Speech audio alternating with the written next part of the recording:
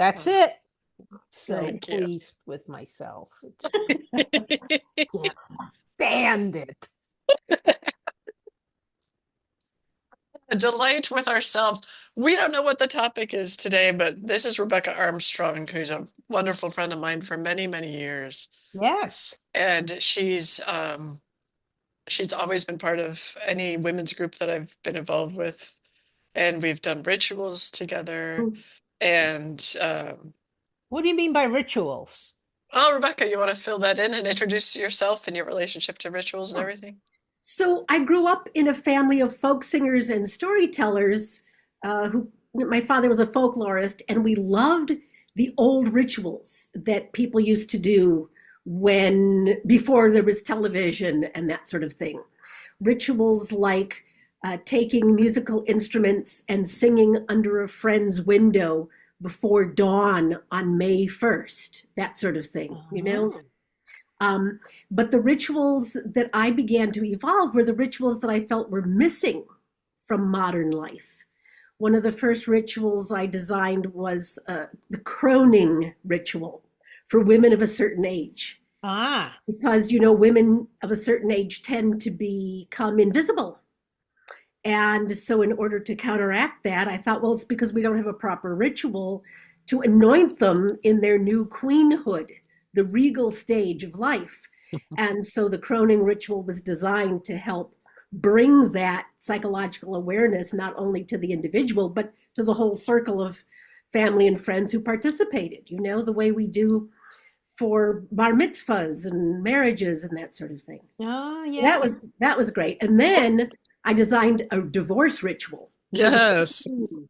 That when people get divorced, they sign a piece of paper at the lawyer's office, and then they walk around for months or years feeling like something is missing. It's like, well, duh, of course. Your wedding was probably one of the biggest, splashiest rituals you've ever done in your life. And now you think you can get out of it by signing a piece of paper? I don't think so. Right. So the divorce ritual was a very elaborate process where people had to, for instance, bring in the ketubah or the marriage vows and burn it, and make letters to one another expressing gratitude for the lessons learned.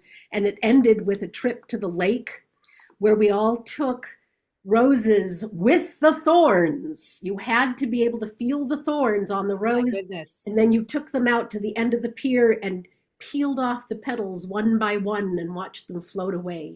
Oh, wow. And then we all came back and sat at a table and ate devil's food cake with little brides and grooms facing away from each other. Oh, my goodness. Yeah, it was grand. We had a good time, and people expressed their appreciation. It's like, well, yeah, that worked. Now I feel I can get on with life. Well, you are reminding, by the way, do you go by Rebecca? Or? I do. Yeah, I do go by Rebecca. You're reminding me of something I haven't thought of in quite a long time, at least parts of it. So I tend toward whimsy. I can't control it. I just go stumbling into it. I think tend is probably too small a word. Okay, but anyway, so I'm an introvert by, inherently I'm an introvert, but I just came from a cruise in Egypt with a good friend of mine, Erin, who is not only an introvert, but as she says, I really just don't like people that much. And she would misanthrope. She would look at me and she'd go, and you clearly like, she would say accusingly, and you clearly like people a lot more than I do. And I'm like, but anyway, when I was, so even though I'm an introvert, when I'm in community, I want to commune. When I'm in community, I want to commune. Yes. I don't have to be in community. I'm very happy not being in community. But if I'm in community, let's commune. So in my college dorm at Catholic University, and my other great problem is I'm very easily bored. I mean, so easily bored. And so I started doing this thing where in the fall, when the weather turned, I would walk around the dorm dressed as Autumn Leaf. I put on some bizarre outfit. And then in the spring, I would be walking around the dorm dressed as Spring Fever. And so I would love it. I would just kind of present myself as a harbinger of the new Yes. season. And then as I became an adult and learned to enjoy wine, well, one of the great wine rituals is the third Thursday of November is when the Beaujolais Nouveau released in France. And so I combined that with the upcoming holidays. And so I would go to all my friends. I would buy a case of the new Beaujolais Nouveau. All of this is gospel truth. I would buy a case, and then I would go to all my friends' homes, and I came as Santa Beaujolais. So Santa Beaujolais, and I would bring everybody a bottle. And a couple of times I convinced a friend to come along, and they would be the elf.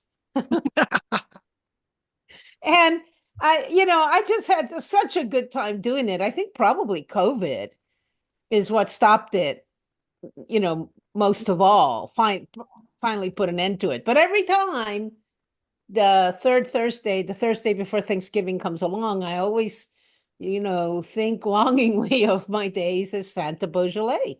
Well, what you're describing is such a critical archetypal character that we don't have enough of in our world, which would be, the sacred clown from the Pueblo tradition, or the king's jester, right? The trickster archetype, the one who walks beside the emperor muttering, "This too shall pass." Including you, buddy. Yeah, so what we have right now that's the closest to that are the late night talk shows. Oh, that's so Some lovely. of our most wise human beings have taken on the task of being the political jesters to poke at us. And it is so needed because we take ourselves way too seriously. Yes. So I'm delighted that you have hung on to that character and that you long for it. And I hope you find more ways to insert that. Yes. No, I think back, maybe I can resurrect Santa Beaujolais, or maybe I can come up with an entire new manifestation of some kind. But yes, I think that might be fun. Yeah. I could show up at my friends' houses and be old age. There you go. Oh, yes. There's a wonderful image. Humans. There's a wonderful image that comes from an ancient myth about one of the Greek heroes, like a Herculean kind of character, right, who was so proud of his strength and bragged that he could defeat anyone. And so he was challenged to a wrestling match by the old woman.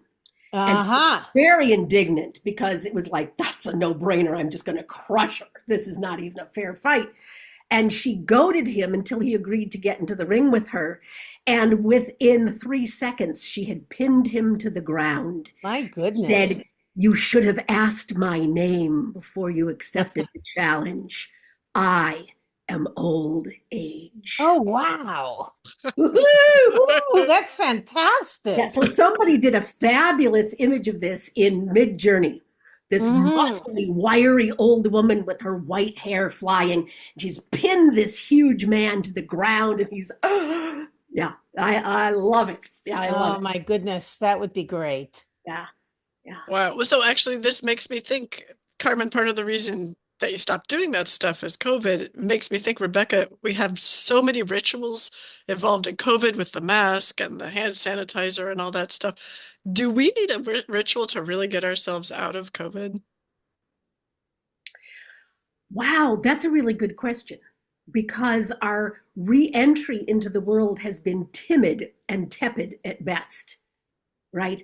So many people really do not want to return to work, for instance. I know that a lot of people are just more reticent. They'd rather stay home and stream a movie than go out to the movie theaters. But the times that we're living in, this is a real challenge, isn't it? To try to figure out how to get people back into the saddle, as it were, of community. Yeah. Yeah. Wow. No, well, okay. Yeah. So I did my contribution to community in my husband's memorial service this fall.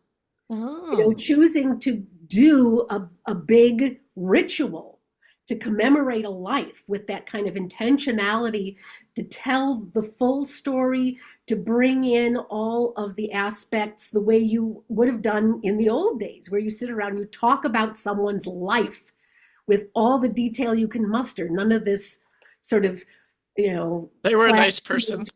well, platitudes from the Book of Common Prayer, which are so impersonal. But I think, I've been told from many people that it was extremely meaningful and seemed to be a celebration of life, not an ending, not a sadness, but an invitation to really reflect on the life that you are given and what it means in its entirety. Well, inside scoop, I Rebecca have to was apologize because the pest control is a huge issue in Texas, and the Orkin pest control man has just shown up.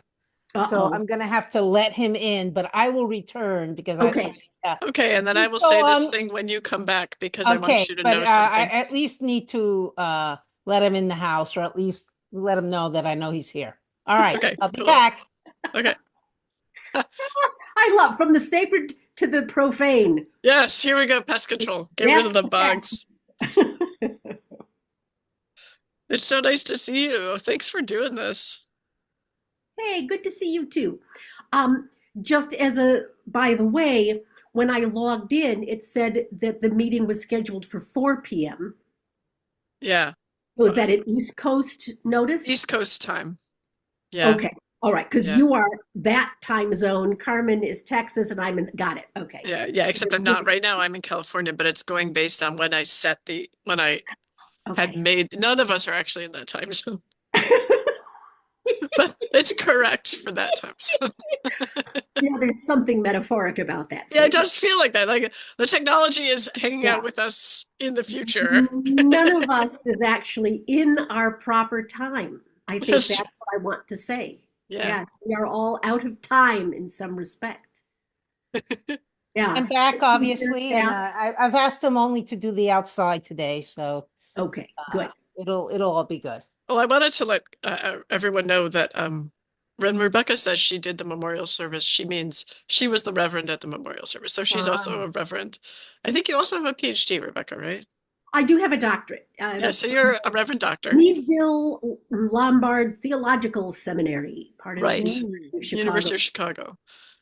Right. So Rebecca made the ritual for her husband's memorial service, and it was just, everyone was floored by its beauty and how vulnerable people felt, but in a really held, positive way. So that is a real contribution that you did that yourself, Wow. And how old was your husband?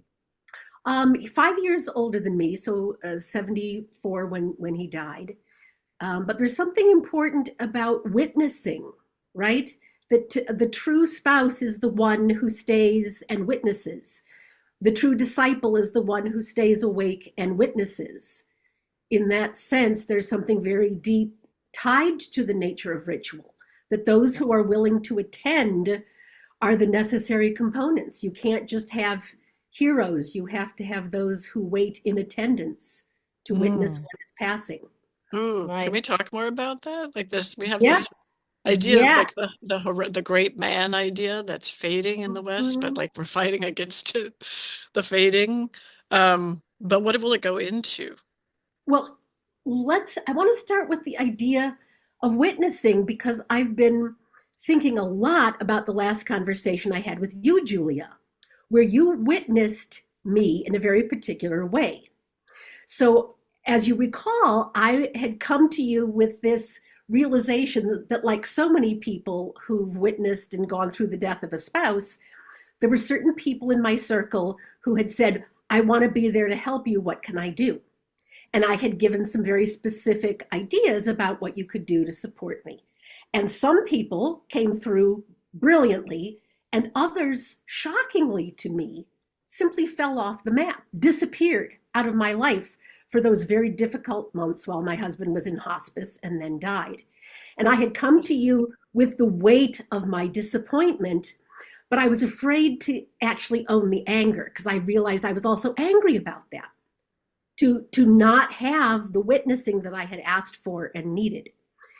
And I had started rationalizing it. Well, maybe I wasn't being vulnerable enough and asked the right way. And you just came back with this, no, you keep your feelings. You have a right to be disappointed. You have a right to be angry. Okay. Now that was important because I was surprised, but I could feel something start to shift. That there was something that you said that shifted my emotions around that. Now, what's fascinating is that that same week, I talked with one of my counseling clients who had brought a complaint, and she kind of laughed about it and pretended that it wasn't very serious. And I pulled a Julia Mossbridge and said, yes, it is serious. Don't you dare dismiss that and make it a small thing. That's a big thing. That is a terrible, disgraceful thing that happened to you, and you have a right to be angry and to speak up for yourself. She later came back and said, that was the most profound thing that's happened to me. I've carried that grief for 20 years. Yeah. But the fact that you were so stern in demanding that my feelings be honored has completely shifted things for me. So it was like, okay, these two things happened in the same week. But then this is the interesting part. My mind went to the great story of Jesus in the Garden of Gethsemane, the day before he's arrested, when he asks his disciples to stay awake and pray. Right. And they all fall asleep. Exactly. Right. And the next day he's walking in the garden and the Roman soldiers come to arrest him. And Peter pulls out his sword and cuts off the ear of one of the soldiers. Right. And Jesus reaches down, picks up the ear, and heals the man and says, Peter, put up your sword. But what I suddenly got from the story is Peter was doing for Jesus what Julia did for me and what I did for my client. There was a witnessing of an injustice that allowed the person who'd been victimized to transform that emotion. It's the movement away from the emotion that requires the emotion to be there. Yes. But what's so fascinating to me is that I always thought that emotions were contained within a single individual. But what these three instances suggest is that that's not true. That emotions are alchemical in nature and can be transformed by outside influences. So there's the human to human connection where something, No, I believe that. like, in the alchemical vessel, magic happens and something changes. The Truth and Reconciliation in South Africa, the same thing. The people who'd been victimized, all they needed was to be witnessed, and they lost their need for revenge.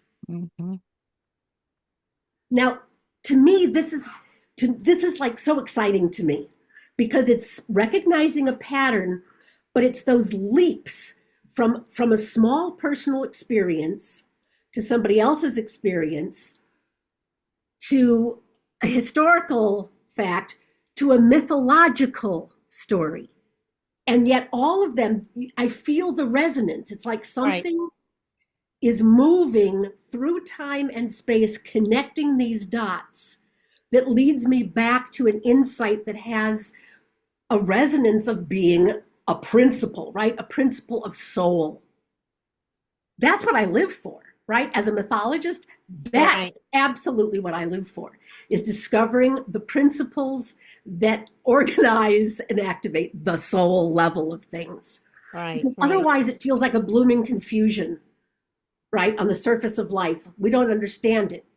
But the minute you can start going down through these imaginative leaps to connect the dots, you find that core of truth, right? Like the poet Rilke, he says, do not be confused by the surface of things. Yeah. In the depths, all becomes law. Mhm. I love that. I just love that quote. I find that to be true. Yeah. Wow. Well, you're making many little connections for me as well.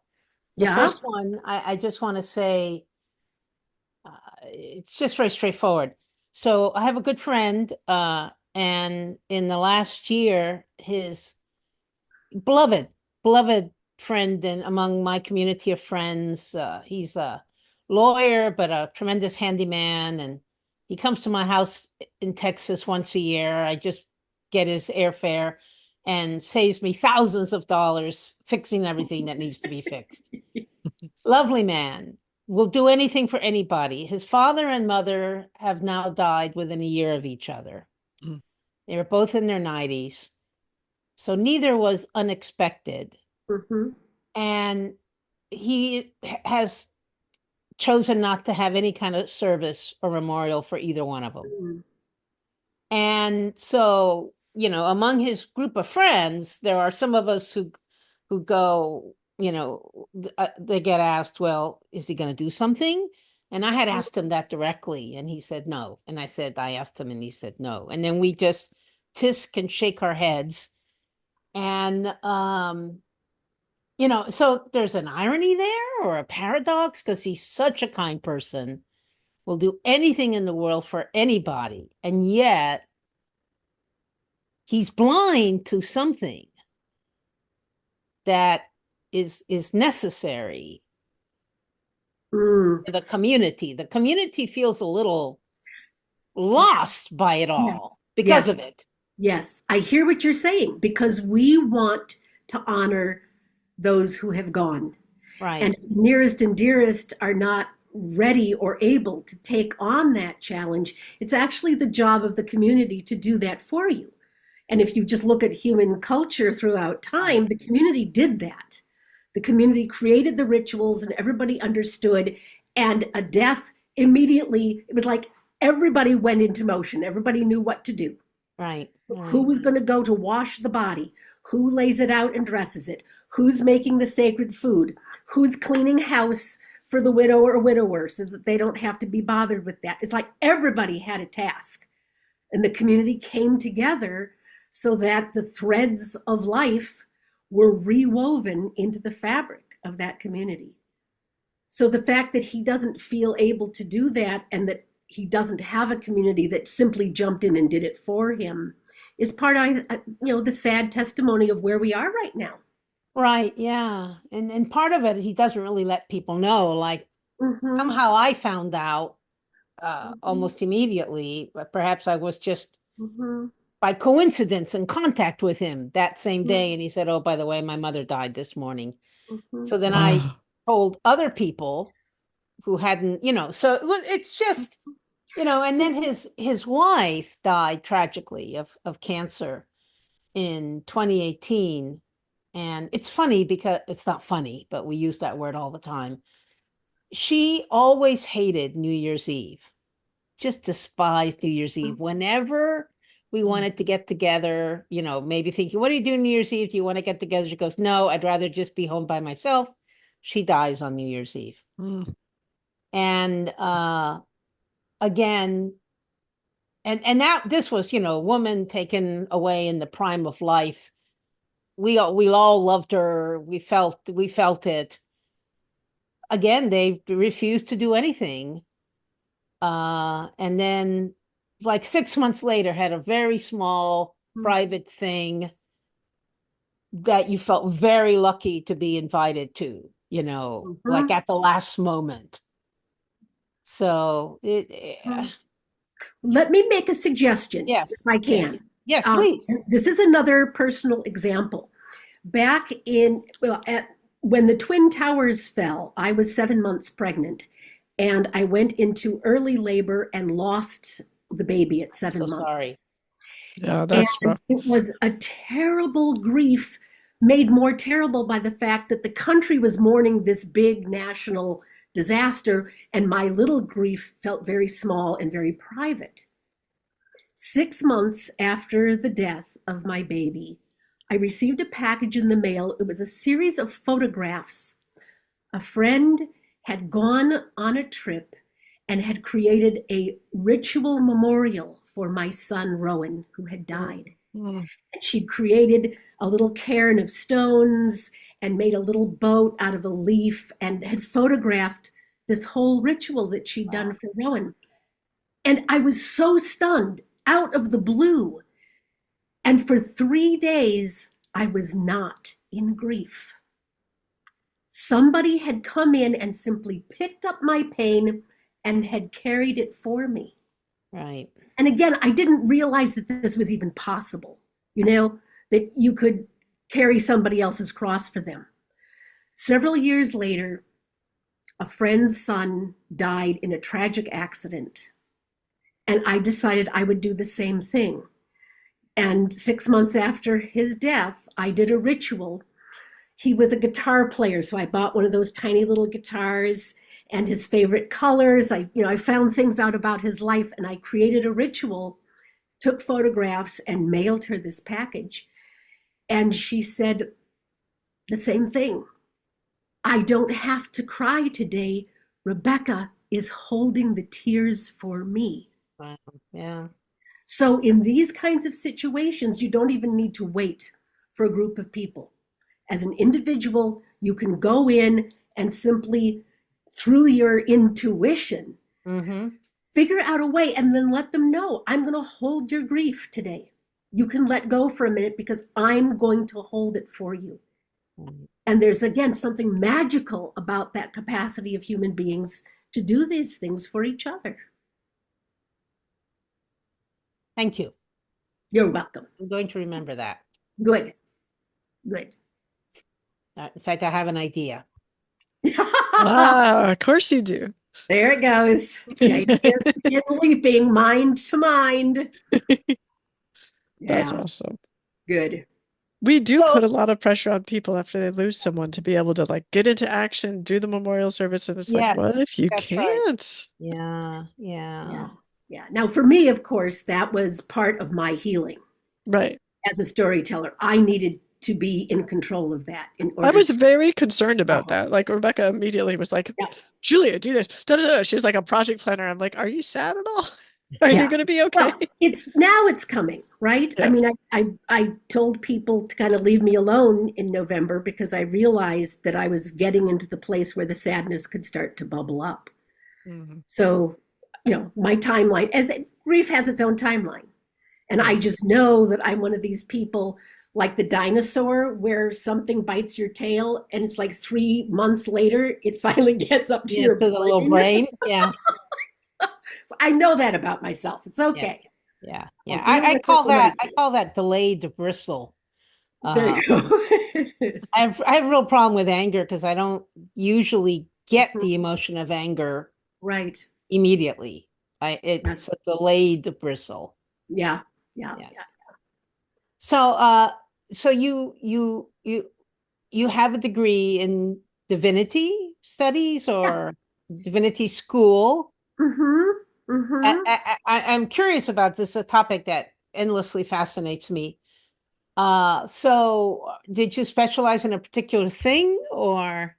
Well, I wrote my dissertation on the role of ritual in contemporary life. So you can see that I take that seriously. Right.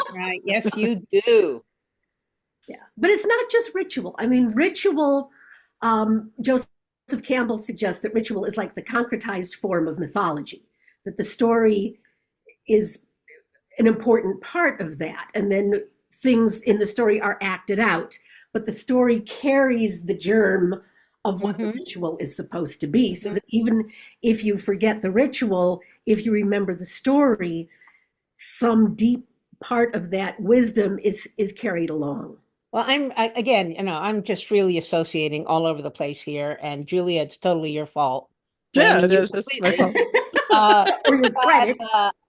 So my background is I'm Puerto Rican. It's it's important for the little story I'm going to tell you. And so the Spanish had a hell of a time colonizing the New World, because unlike the English and the French, who had all these religious wars. So whichever side was out in the religious war would just come to the New World. The Spanish managed to suppress all of that through their Inquisition. So they were never able to generate enough settlers. And the only people that were incentivized to come to the New World were the conversos, the Muslims and the Jews. Yes. Been forced to convert to Catholicism. Right. And so I was reading an article about them, and there's all this evidence you can find in ancient cemeteries like here in the Southwest, of what were clearly Jewish graves. Yes. That had been marked in such a way. And so the article actually suggested ways that if you're Hispanic, you might know that your family had a Jewish background, a deeply hidden Jewish background. And one of them was you always cleaned house on Friday.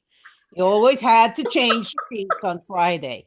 And I remember, because I'm basically kind of lazy, having all these arguments with my grandmother on why does it have to be Friday? Is there some reason? Is there a law why it has to be Friday? She could never articulate that. So I've never been able to prove it with a DNA test, but I am deeply convinced that my family had these rituals, like these scaffolding of rituals that were centuries old and that reflected some kind of Jewish heritage. I knew it, and I have to say I told you so.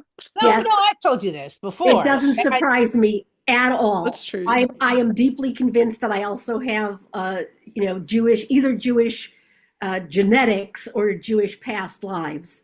Every psychic I've ever been to has said, "Oh, you're not Jewish in this lifetime?" Sort of surprised. Oh. Well, also Rebecca, is I think I've told you this before too, is like Rebbe, the rabbi. Yes.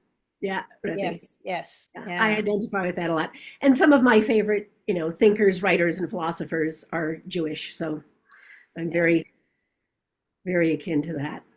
But and then I have this other completely silly question. Not silly, but it'll come out of left field. So, but since you might be able to explain this to me. So the Gospel of Mark, which is see, you didn't see this one coming, did you? I did not. I know nothing about the Gospel of Mark except for what Mom said. Which I believe is the biblical scholars who do text analysis think it's the earliest one. I think that's right. There's a biblical scholar I follow on YouTube whom I love. I think he's fantastic. And someone asked him what his favorite gospel was, and he said it was Mark. So I said, I'm going to reread that. So I read it. And so I want to ask you about this little episode in Mark where he talks about, I guess Jesus has been grabbed by the Romans and he's somewhere in that process. And some guy shows up in Jerusalem wearing just a loincloth. And Mark, does that ring a bell? And Mark just spends like maybe 2 verses on him. And he shows up alongside whatever the procession is. And he's got the loincloth. And then he takes off the loincloth and runs away. There's a streaker? Well, it's kind of like he's a streaker. And I read that and I went, well, what the hell is this? What's it supposed to mean? And I've actually tried to Google that a couple of times. I mean, he seems like he's perhaps a trickster of some Sounds type. like it. That's fascinating. So that has never come up. Well, never come up in my studies, but I'm going to now have to go look for it. I'm going to see. There's a lot of midrash, even among the Christian stories, like Jesus descending into hell to save the souls, that it doesn't end up in the canonical writings, but it's fun, or the Gnostic Gospels. Some of my favorite passages are from the Gnostic Gospels. Yes. But the man in the, did you say loincloth or I think a loincloth, yes. Loincloth. I love it. I think he's a time traveler. I think like if you were a time traveler and you went back to Jesus' time, you'd be like, I'm gonna make it into the Bible by doing something really crazy. Okay, so I That just would looked it explain up. a I lot. just Googled it. It's Mark 14:13. Who is the naked man in Mark's gospel? And I'm not going to read the whole article because I want to return to our conversation. But that the one theory that I could see as I was glancing at it is that some people think it's almost like a self-portrait of Mark himself. Oh. Okay. Isn't that, it's kind of interesting. So anyway, It there you is. go. It Like he is. inserts himself as Like like he's inserted himself as this kind of odd little observer. I Yeah. love it. Sort of Oh. like Alfred Hitchcock showing up in Yes, his movie. yes. Little cameo appearance. He makes a little cameo appearance. That's a trickster Oh, thing to do. Maybe Mark is a the trick- trickster. It's a trickster thing. that, yes, good. So we're back to the trickster. I Yeah, think that's right. important. Yeah. Wow. Well, what do you think the trickster can do? I'm really noticing lately all these thoughts I'm having about how we're moving in the time of history from sort of the great man model. And by great man, I mean like great person, but it's largely been men.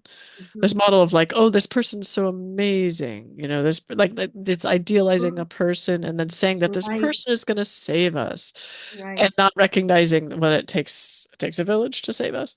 Um, Mhm. and transformation or cultural transformation is a community project. And I feel like we're moving from the great, because of the internet, we're moving, and AI, we're moving from this great man model to a more community-based model, like a Mm, village model. And I wonder if we're going to move from like a nation state model to a small mm, village model. But in any case, I feel like the trickster or the jester has a deep role in that transition to sort of point out the silliness of any one person. yeah, well, that's so interesting, Julia, because just this morning I was rewriting some of the copy on my website for my counseling services. And on the page that describes how I work with people and their dreams to uncover more of the hidden self in order to integrate more of your personalities.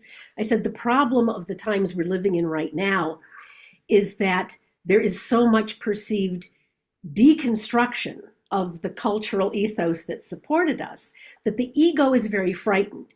And what happens when the ego is frightened is that it projects both the authority, the big man, as you call it, and looks for authority figures. It also projects the enemy.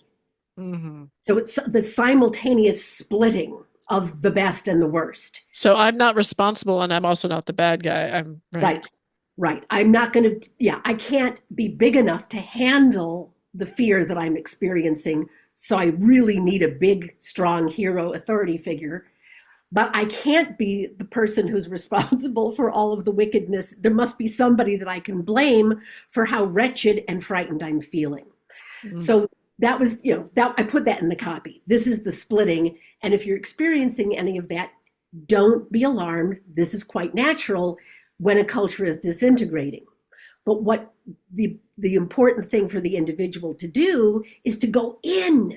You have to go in to find those inner angels and demons and bring them back into the self. That's the only way you'll be strong enough to confront those ego fears that come up when you don't have a strong structure in which to grow and develop. But many people would say, and I hear this in my mind right now, oh, I don't want to bring the demons. I'm happy to bring the angels back in. Why would I want to bring demons back in? Because they're not really demons.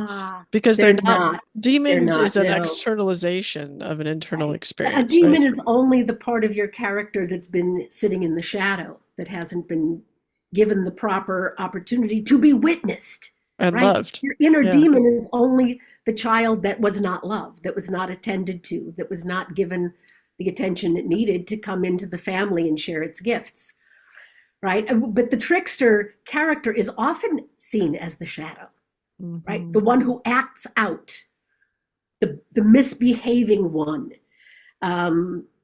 We can be delighted with the kind of whimsical things that Carmen brings. But Carmen, in a school setting of a Catholic grade school with 40 kids, I suspect the teacher would not be as charmed by the whimsy and the desire to go and stand in the window and call out at the birds, et cetera, et cetera. So a lot of things that get shadowed by the cultural around us turn out to be our best attributes. Yeah. And we have to bring them out. Now, Carmen has clearly defended her whimsical side. Many people do not. They allow it to be pushed into the closet and go underground. So the reclaiming of those pieces of the self is one of the great tasks of the second half of life. Yeah.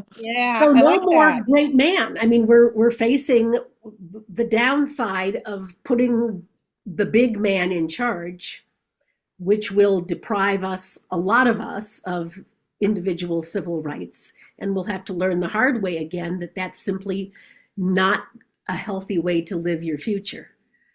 But Jung, Carl Jung, the Swiss psychologist, predicted that this would happen if not enough individuals were willing to do the difficult work of individuation.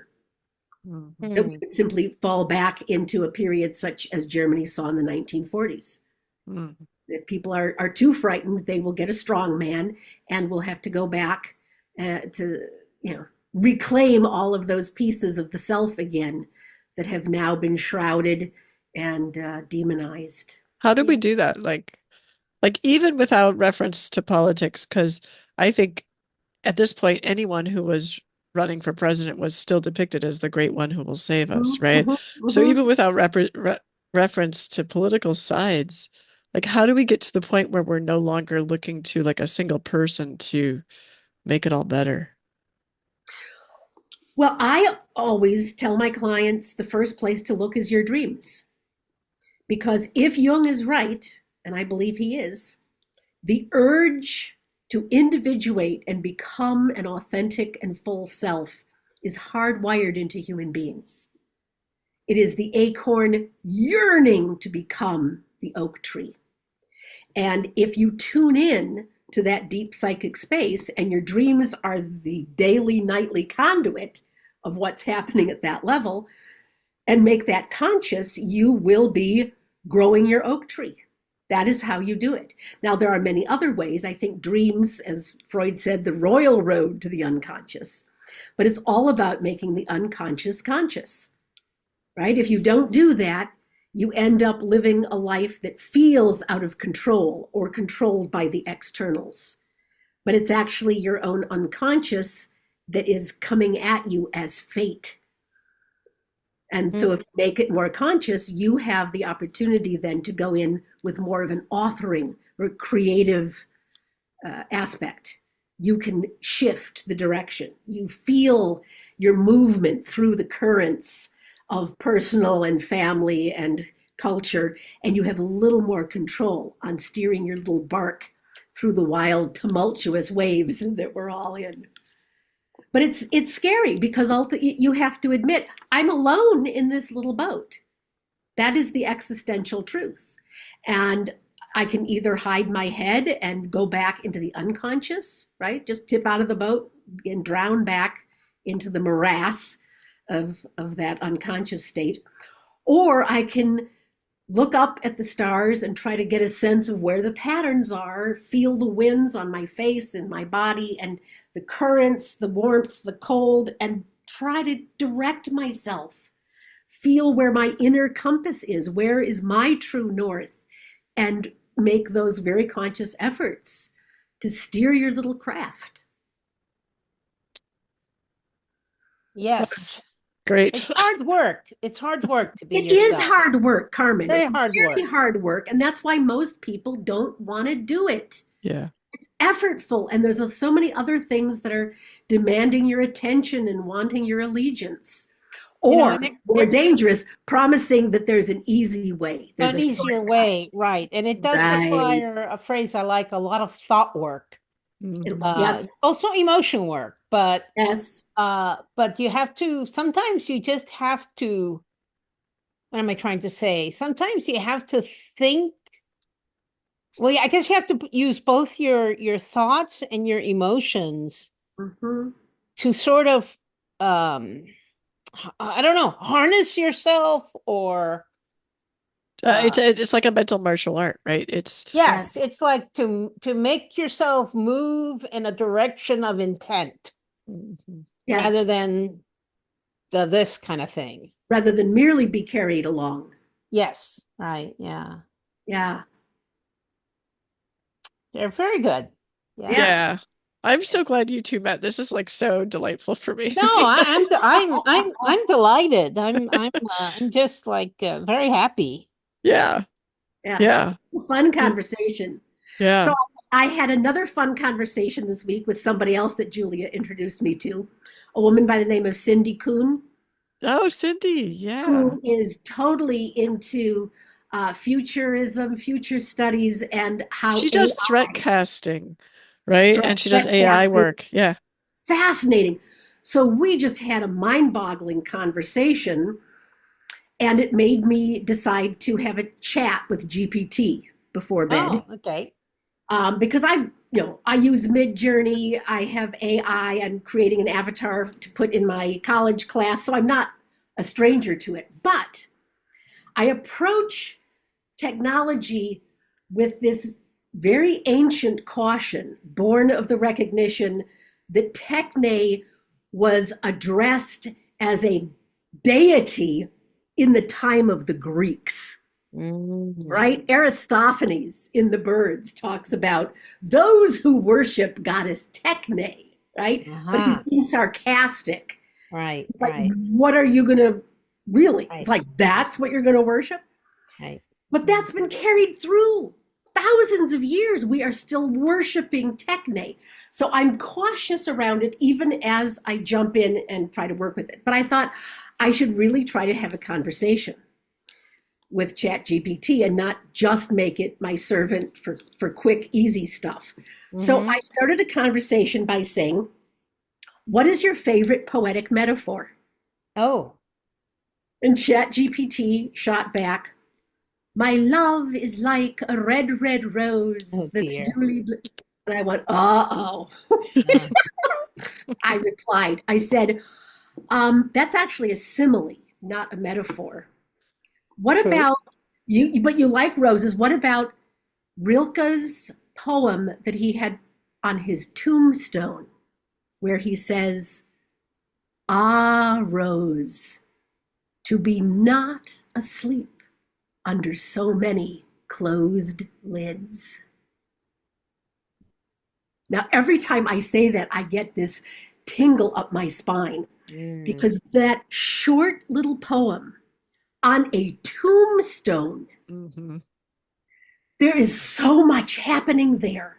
right. The pedal. Now, I have to say that I had previously, like 30 years ago, done a translation of Rilke's Rose poems, which were all in French, and they're just gorgeous. But I know that for him, the rose was like this symbolic selfhood, right? The self that keeps unfolding and holds so much still secret inside the bud. But on a tombstone, ah, Rose, to be not asleep under so many closed lids. So you have the eyelid, you have the coffin lid, you have the petals as lids over the. There's so many layers to this that are metaphysical. It's just rapturous. Right. So I suggested that ChatGPT wrap its mind around that one. Okay. It came back a little discouraged. It said, artificial intelligence is not really very good at metaphor. Said we lack the human experience to grasp the resonance of Yes. these things. And also, we tend to be very literal. So when words have multiple meanings, we're confused. We're sort of thrown off in the wrong direction. I said, okay, that's all right, admittedly, but is there some way that we could work together to make you better at this analogical imagination? And now I have to say that ChatGPT did a very good job of saying, well, yes, I believe that I could be trained to understand metaphor better, because what you could do as the human is cross-reference me, cross-pollinate, right? Yeah. Ask me, for instance, and I love this, I remember, ask me, does sound have weight?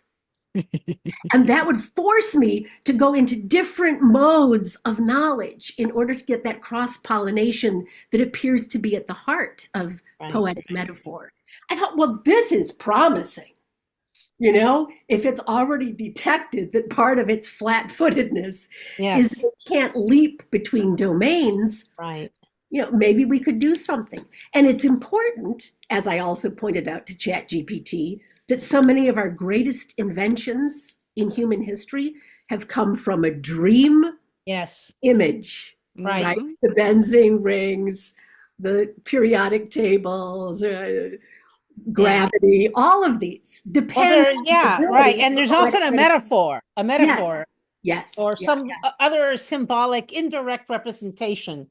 There's a something I often use, and you may know of it, Julia. I don't know if I've ever mentioned this to you, but sometimes I like to talk about the power of intuition in analysis and how you shouldn't ignore it. And so I use this example. If I'm meeting with the same group over a 48-hour period, so the night before, after the first day, when they're coming back the second day, I go, okay, here's the problem. There's a 5-letter word in the English language that contains 4 pronouns, one after the other. So it's not like you know, they just line up serially in the word. And so I want you to go to sleep and try to remember to ask yourself this question before you go to sleep.